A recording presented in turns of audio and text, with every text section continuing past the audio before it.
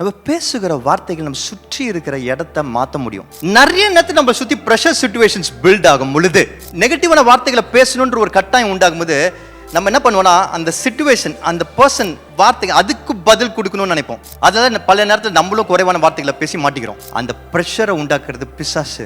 அவங்க உள்ளத்துல வேற ஏதோ ஒரு இன்டென்ஷன் இருக்கும், வேற ஏதோ ஒரு காரியம் இருக்கும், நம்மள நெகட்டிவா கொண்டு போறதுக்கு ஒரு விஷயம் இருக்கும். அதை தான் நம்ம ஹேண்டில் பண்ணணும். நம்ம சுத்தி என்ன ப்ரெஷர் சிச்சுவேஷன் வந்தாலும் we should be in a position. முதல்ல கர்த்தரோட வார்த்தையை அதில் வெளிப்படுத்த கற்றுக்கணும், கர்த்தரோட குணத்தை அதில் வெளிப்படுத்த கற்றுக்கணும், கர்த்தர் எதுக்காக நம்ம உருவாக்கினார் என்பதை அதில் நம்ம புரிந்து கொள்ள கற்றுக்கணும். Just a moment of prayer and pause before we react.